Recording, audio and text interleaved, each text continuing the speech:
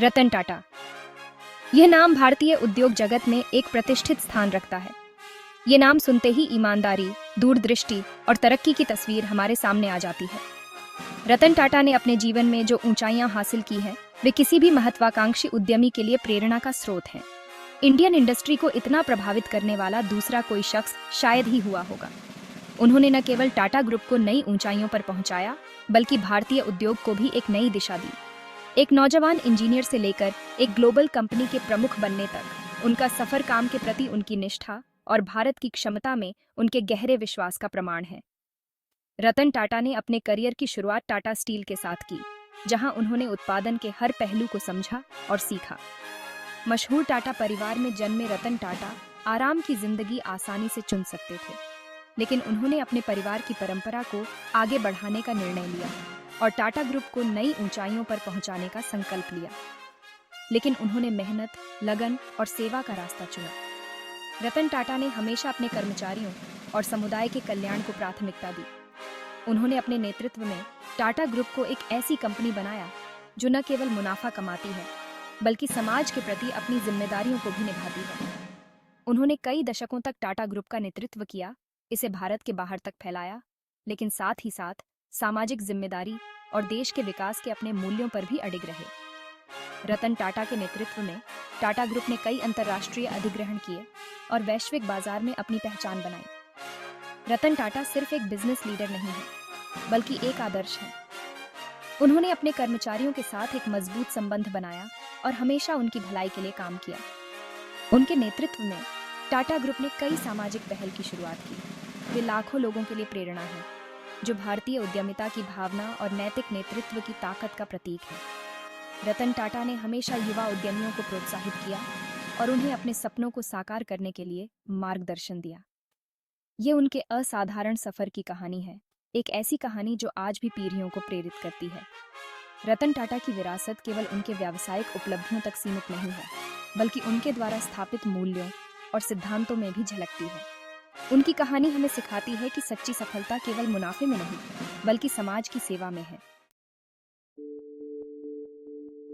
रतन नवल टाटा का जन्म 1937 में आजादी से पहले के भारत के उथल-पुथल भरे माहौल में हुआ था। यह वह समय था जब भारत स्वतंत्रता संग्राम की आग में जल रहा था और देश के हर कोने में बदलाव की लहरें उठ रही थीं। उनके शुरुआती जीवन में उन्हें सुख सुविधाएं और उथल-पुथल दोनों ही देखने को मिली। एक ओर वे एक समृद्ध परिवार में पले बढ़े, जहां उन्हें हर प्रकार की सुविधा प्राप्त थी, वहीं दूसरी ओर देश की राजनीतिक और सामाजिक परिस्थितियों ने उनके जीवन को गहराई से प्रभावित किया। भारतीय उद्योग जगत के पुरोधा टाटा परिवार ने उन्हें कड़ी मेहनत, ईमानदारी और सामाजिक जिम्मेदारी के मूल्यों से अवगत कराया। टाटा परिवार का नाम भारतीय उद्योग में एक प्रतिष्ठित स्थान रखता है और रतन टाटा ने अपने परिवार से इन मूल्यों को आत्मसात किया। नन्हे रतन की शिक्षा मुंबई के प्रतिष्ठित कैथेड्रल और जॉन कॉनन स्कूल में हुई। इस स्कूल में उन्होंने न केवल शैक्षणिक ज्ञान प्राप्त किया, बल्कि जीवन के महत्वपूर्ण सबक भी सीखे। यहाँ के शिक्षकों और सहपाठियों ने उनके व्यक्तित्व को निखारने में महत्वपूर्ण भूमिका निभाई। ज्ञान की प्यास उन्हें समुद्र पार अमेरिका के कॉर्नेल यूनिवर्सिटी ले गई, जहाँ से उन्होंने आर्किटेक्चर में डिग्री हासिल की। कॉर्नेल में बिताए गए ये साल उनके जीवन के सबसे महत्वपूर्ण वर्षों में से एक थे, जहां उन्होंने न केवल आर्किटेक्चर की बारीकियां सीखीं, बल्कि एक वैश्विक दृष्टिकोण भी विकसित किया। इस आर्किटेक्चरल बैकग्राउंड का असर बाद में उनके बिजनेस करने के तरीके पर भी दिखा, जहां उनका जोर ढांचे, संतुलन और सुंदरता पर होता था। उन्होंने अपने व्यवसाय में भी आर्किटेक्चर के सिद्धांतों को लागू किया, जिससे उनके प्रोजेक्ट्स में एक अनूठी सुंदरता और संतुलन देखने को मिला। कॉर्नेल में रतन टाटा ने ऐसे माहौल में खूब तरक्की की जहां नवाचार और आलोचनात्मक सोच को बढ़ावा दिया जाता था।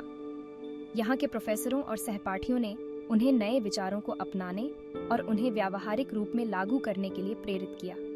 उन्होंने अपने नेतृत्व कौशल को निखारा, छात्र संगठनों में सक्रिय रूप से भाग लिया और अलग-अलग दृष्टिकोणों को आत्मसात किया। इन संगठनों में भाग लेकर उन्होंने नेतृत्व के गुणों को और भी अधिक विकसित किया और विभिन्न प्रकार के लोगों के साथ काम करने का अनुभव प्राप्त किया। इन शुरुआती वर्षों ने उनके विश्व दृष्टिकोण को आकार देने और आने वाली चुनौतियों के लिए उन्हें तैयार करने में महत्वपूर्ण भूमिका निभाई। कॉर्नेल में बिताए गए समय ने उन्हें एक मजबूत नींव प्रदान की, जिस पर उन्होंने अपने भविष्य के करियर का निर्माण किया। इन अनुभवों ने उन्हें एक ऐसा नेता बनने में मदद की जो न केवल व्यवसाय में सफल हो बल्कि समाज के प्रति भी अपनी जिम्मेदारियों को समझे और निभाए। भारत लौटने पर रतन टाटा सीधे टाटा ग्रुप के शीर्ष पद पर नहीं गए। इसके बजाय उन्होंने बुनियादी स्तर से काम सीखना शुरू किया। 1962 में उन्होंने ग्रुप की प्रमुख कंपनियों में से एक टाटा स्टील के कारखाने में काम करना शुरू किया। मजदूरों के साथ कंधे से कंधा मिलाकर काम करते हुए रतन टाटा को औद्योगिक जीवन की चुनौतियों और सफलताओं का प्रत्यक्ष अनुभव हुआ। यह अनुभव उनकी नेतृत्व शैली को आकार देने में अमूल्य साबित होगा, जिससे उनके मन में श्रम की गरिमा और अपने कर्मचारियों के कल्याण के प्रति प्रतिबद्धता का गहरा सम्मान पैदा हुआ। ये शुरुआती साल कठिन परीक्षा की तरह थे, जिन्होंने उनकी क्षमता और चरित्र को निखारा। कारखाने में मशीनों की गर्जना और कड़ी मेहनत के बीच सीखे गए सबक उनके पूरे करियर में उनके साथ रहे, उनके फैसलों का मार्गदर्शन करते रहे और एक अधिक न्याय संगत और समृद्ध भारत के लिए उनके दृष्टिकोण को आकार देते रहे। भाग 4। टाटा साम्राज्य को आगे बढ़ाना, अग्नि परीक्षा। टाटा ग्रुप में रतन टाटा का उत्थान धीमा लेकिन स्थिर था। उन्होंने अपने करियर की शुरुआत में ही यह साबित कर दिया था कि वे एक दूरदर्शी नेता हैं। उन्होंने जिम्मेदारी के विभिन्न पदों पर काम किया, जिससे उन्हें संगठन के विभिन्न पहलुओं को समझने का मौका मिला। कपड़ा उद्योग से लेकर दूर संचार तक हर क्षेत्र में उन्होंने अपनी कुशाग्रता साबित की। विभिन्न क्षेत्रों में अपनी कुशाग्रता साबित की। 1981 में उन्हें टाटा इंडस्ट्रीज का अध्यक्ष नियुक्त किया गया, जो उनके करियर का एक महत्वपूर्ण मोड़ था। इस नई भूमिका ने उन्हें समूह के भविष्य के लिए अपने दृष्टिकोण को लागू करने के लिए एक मंच प्रदान किया। इस भूमिका ने उन्हें समूह के भविष्य के लिए अपने दृष्टिकोण को लागू करने के लिए एक मंच प्रदान किया। एक ऐसा दृष्टिकोण जिसमें नवाचार, वैश्वीकरण और सामाजिक जिम्मेदारी पर जोर दिया गया था। रतन टाटा ने अपने नेतृत्व में टाटा ग्रुप को नई ऊंचाइयों पर पहुंचाने का सपना देखा। उन्होंने नवाचार को प्राथमिकता दी और वैश्विक बाजारों में विस्तार की योजना बनाई। एक ऐसा दृष्टिकोण जिसमें नवाचार, वैश्वीकरण और सामाजिक जिम्मेदारी पर जोर दिया गया था। उन्होंने सामाजिक जिम्मेदारी को भी उतना ही महत्व दिया जितना कि व्यावसायिक सफलता को। हालांकि उनके नेतृत्व की जल्द ही परीक्षा हुई।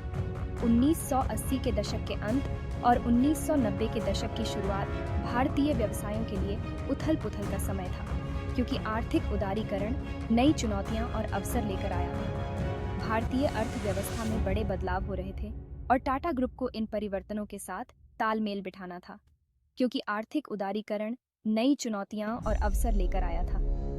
रतन टाटा ने इन उतार चढ़ाव भरे समय में अपनी विशेषता, दृढ़ संकल्प और दूरदर्शिता के साथ काम किया। रतन टाटा ने इन उतार चढ़ाव भरे समय में अपनी विशेषता, दृढ़ संकल्प और दूरदर्शिता के साथ काम किया। टाटा ग्रुप को सतत विकास और वैश्विक विस्तार के मार्ग पर आगे बढ़ाया। टाटा ग्रुप को सतत विकास और वैश्विक विस्तार के मार्ग पर आगे बढ़ाया। उन्होंने न केवल कंपनी को आर्थिक रूप से मजबूत किया, बल्कि इसे एक वैश्विक पहचान भी दिलाई। रतन टाटा के नेतृत्व में टाटा ग्रुप ने कई अंतर्राष्ट्रीय पुरस्कार और सम्मान प्राप्त किए। उन्होंने यह साबित कर दिया कि भारतीय कंपनियां भी वैश्विक मंच पर उत्कृष्टता प्राप्त कर सकती हैं। रतन टाटा ने न केवल व्यावसायिक सफलता पर ध्यान केंद्रित किया, बल्कि समाज के प्रति अपनी जिम्मेदारी को भी बखूबी निभाया। उन्होंने कई सामाजिक और परोपकारी परियोजनाओं की शुरुआत की, जिससे लाखों लोगों की जिंदगी में सुधार हुआ। रतन टाटा का दृष्टिकोण और नेतृत्व टाटा ग्रुप को आने वाले वर्षों में भी प्रेरित करता रहेगा। उनके द्वारा स्थापित की गई नींव पर टाटा ग्रुप भविष्य में भी नवाचार और सफलता की नई ऊंचाइयों को छूता रहेगा। भाग 5। क्षितिज का विस्तार, वैश्विक दृष्टिकोण, भारतीय जड़ें। रतन टाटा के नेतृत्व में टाटा ग्रुप ने अभूतपूर्व विकास और विविधीकरण का दौर देखा। उन्होंने रणनीतिक अधिग्रहणों और साझेदारियों का नेतृत्व किया, जिससे ऑटोमोबाइल से लेकर सूचना प्रौद्योगिकी तक के क्षेत्रों में समूह की उपस्थिति का विस्तार हुआ। उनकी सबसे महत्वपूर्ण उपलब्धियों में से एक टाटा ब्रांड का वैश्वीकरण था। उन्होंने Tetley tea, Jaguar land rover और कोरस स्टील जैसी प्रतिष्ठित अंतर्राष्ट्रीय कंपनियों के अधिग्रहण का नेतृत्व किया, जिससे टाटा ग्रुप एक वास्तविक वैश्विक समूह में बदल गया। अपनी वैश्विक पहुंच के बावजूद रतन टाटा के नेतृत्व में टाटा ग्रुप अपनी भारतीय जड़ों को कभी नहीं भूला। वह सामाजिक उत्थान और राष्ट्र निर्माण के लिए प्रतिबद्ध रहे। उनका मानना था कि समूह की सफलता का भारत की प्रगति के साथ अटूट संबंध है।